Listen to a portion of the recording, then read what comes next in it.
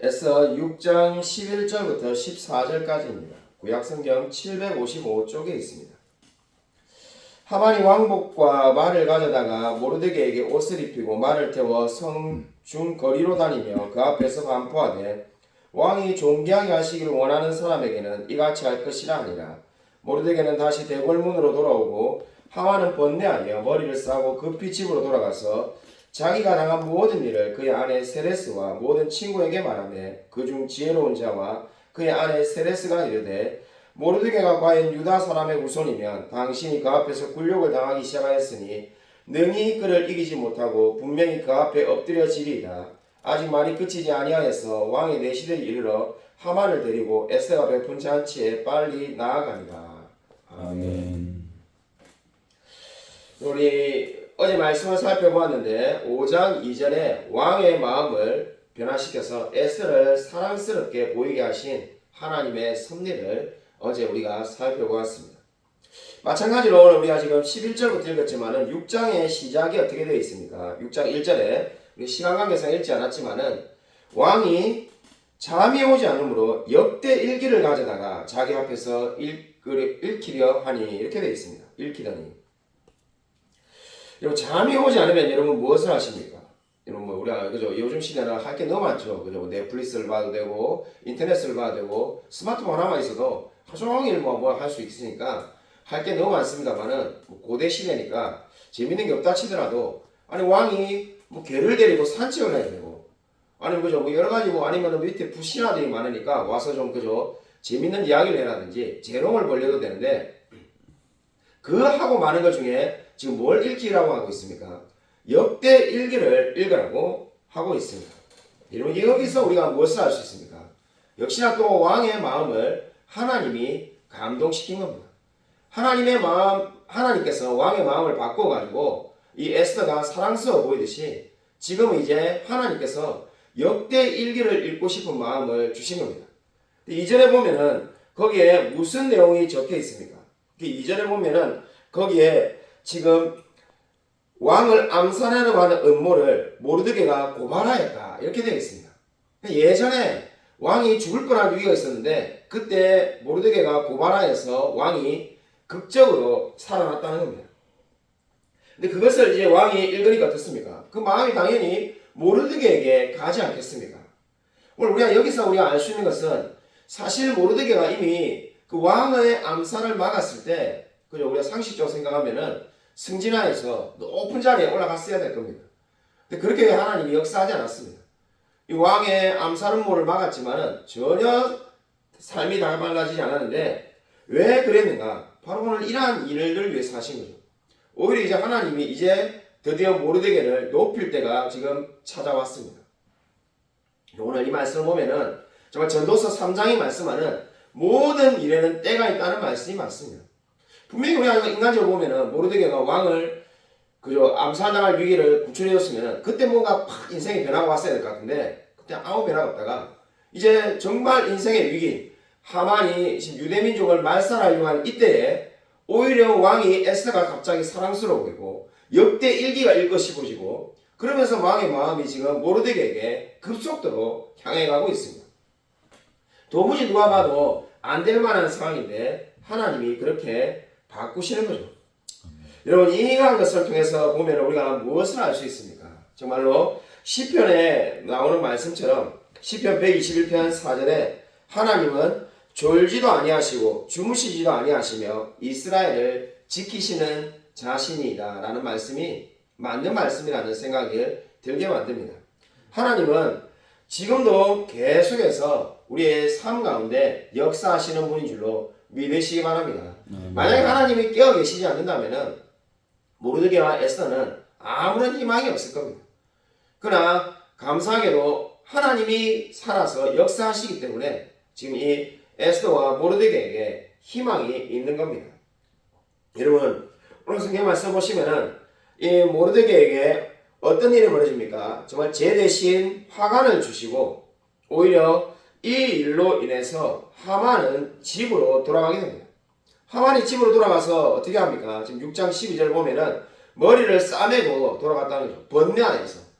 아니 자기가 분명히 지금 이 오히려 모르드게를 죽이려고 했는데 모르드게가 높아져 가지고 그죠? 모르드게를 어떻게 했습니까? 이 왕이 명령하여서 이 왕복과 말을 태워 가지고 모르드게가 지금 하만이 모르드게를 이렇게 성중에서 이게 오히려 이 사람들 보는 데서 높여 가지고 왔습니다. 그런 걸 하고 나니까는 자기의 계획과 정반되지 않습니다. 집에 있는 이 친구들과 아내 세레스가 뭐라고 말합니까? 6장 13절에 내가 아무리 노력을 해도 능히 이기지 못할 거라고 말을 합니다. 마치 예언사역처럼 도무지 이길 수 없다라고 그렇게 정확하게 말을 해주고 있습니다. 근데 이 하만의 친구들과 세레스는 하나님을 믿는 사람도 아닌데 정확하게 그렇게 말씀을 하고 있습니다.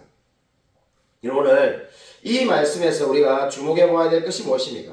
마치 이 동방 박사들이 정말 이 예수님을 경배하러 찾아온 것처럼 전혀 그저 하나님을 믿지 않는 이방인들도 하나님의 역사가 정말 일어나는 것을 보고 그 역사 앞에 자신의 생각들을 다 그저 순종하며 나아간다는 것을 볼 수가 있습니다.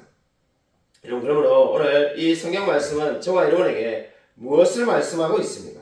여러분, 우리 에스더서 1장과 2장을 보면은 인간의 실패와 하나님의 섭리를 다루었습니다. 그리고 에스더서 3장부터 5장은 이 하만을 통한 사탄의 계략을 하나님께서 막아내시는 것을 보여주었습니다. 여러분, 오늘 이 6장부터 이제 10장까지가 하나님께서 승리하시는 내용을 다루고 있는데 이 6장이 뭡니까? 바로 오늘 하나님이 어떻게 승리하시는지를 보여주는 말씀의 시작이 되겠습니다. 한마디로 에스더서의 내용의 전환점은 바로 오늘 지금 6장에서부터 지금 시작되고 있습니다. 여러분, 오늘 이 성경 말씀 에스더서의 주제가 무엇일까요? 도대체 에스더서는 무엇을 말하기 위해서 성경이 이렇게 길게 쓰여져 있는 걸까요? 아마 어떤 사람들은 이 에스더서 4장에 나오는 죽으면 죽으리다 이 말씀을 너무 좋아해가지고 우리가 모르드게와 에스더처럼 훌륭한 신앙을 본받자 이렇게 아마 생각하는 분들도 있을는지 모릅니다. 근데 제가 이미 말한 것처럼 에스더와 모르드게는 엄청나게 대단한 신앙이 가지고 있었던 게 아닙니다. 어떻게 그렇게 알 수가 있는가? 에스더가 죽으면 죽으리다라고 말하지 않았습니까? 죽으면 죽으리라는 것이 하나님이 반드시 나를 보내주시더라. 하나님이 반드시 나와 이스라엘 민족을 포기하지 않을 거다. 이렇게 말하지 않았습니다. 내가 나아가서 정 안 되면 죽으면 죽더라도 나아가겠다. 정말 자신이 할 수 있는 최선을 다하겠다. 이런 의미인 거죠. 만약에 그렇지 않았다면 이 다니엘이나 뭐 우리가 여러 신앙의 위대한 인물들처럼 그 어떠한 일이 있어도 하나님이 반드시 우리와 함께 하실 거고 우리는 승리할 거다. 이렇게 담대하게 말했을 겁니다. 근데 그만큼의 확신은 없었습니다. 그래서 제가 이미 말씀을 드린 것처럼 이 모르드게와 에스더게는 정말로 연약한 신앙을 가진 조그만한 신앙을 가진 사람이었습니다. 그렇기 때문에 우리가 에스더와 모르드게를 본받아라 이렇게 말해서는 안 됩니다. 우리가 정말 성경을 읽으면서 착각하기 쉬운 것은 성경은 위인전이 아닙니다. 우리가 뭐 뛰어난 위인들 그죠? 이 인생에 수많은 우리나라에도 위인이 있죠. 뭐 이순신 장군, 뭐 김유신 장군, 나라를 구한 뭐 강감찬 장군 그러한 위인전이라고 우리가 성경을 읽어서는 안 됩니다. 오히려 성경은 저와 여러분 같은 연약한 자도 많이 등장하고 있습니다. 뭐 예수님을 따라다니다가 그냥 포기하고 도망간 뭐 마가 그리고 이 수많은 그저 이 어려움이 찾아오니까는 괴로워서 로뎀나무 아래서 정말 엘리야가 울면서 자기를 죽여달라고 말하는 그러한 모습들도 다 나와 있습니다. 베드로가 예수님을 3번 부인한 모습도 다 나와 있습니다. 이 좋은 이야기만 다 모아놓은 것이 성경이 아닙니다. 그럼 오늘 이 에스더서의 주제가 무엇일까요? 그럼에도 불구하고 하나님은 승리하신다는 겁니다.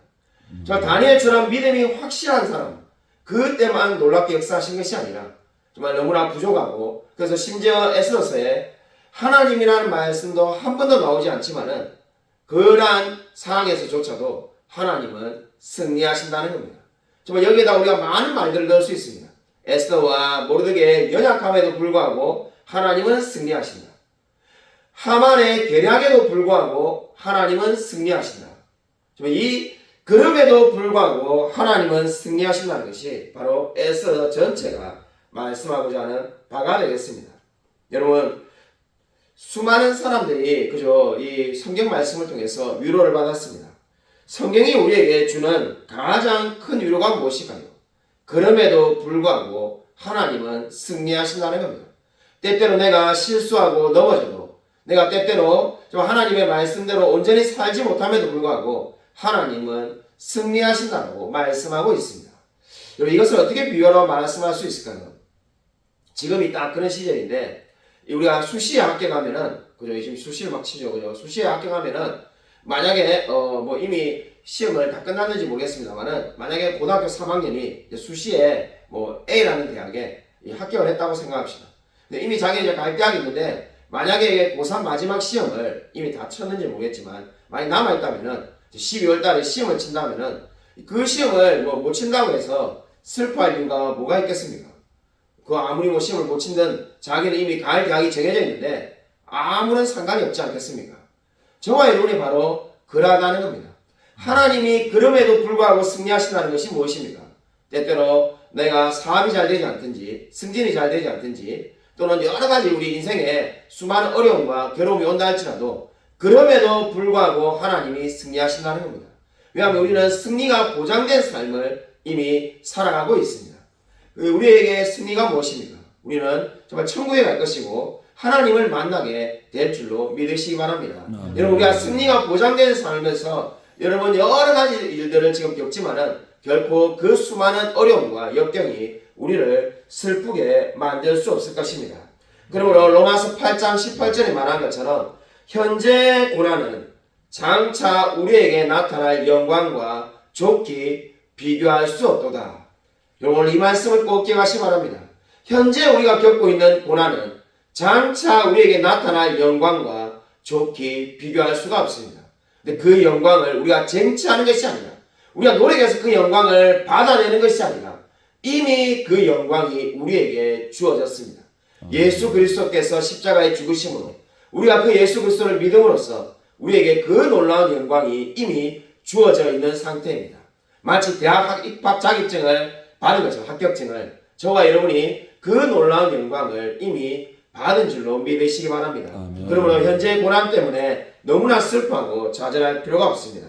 여러분, 오늘 에스더가 말씀하시는 것처럼 정말 하나님은 언제나 승리하시며 그럼에도 불구하고 승리하신다는 이 약속의 말씀을 믿고 오늘 하루도 승리하며 살아가는 저와 우리 모든 성도님이 되시기를 주님의 이름으로 간절히 축원드립니다. 하나님 아버지, 감사를 드립니다. 오늘 이 새벽에 하나님이 말씀하신 것처럼 에스더와 모르드게의 연약함에도 불구하고 하나님은 승리하시는 분인 줄로 믿습니다.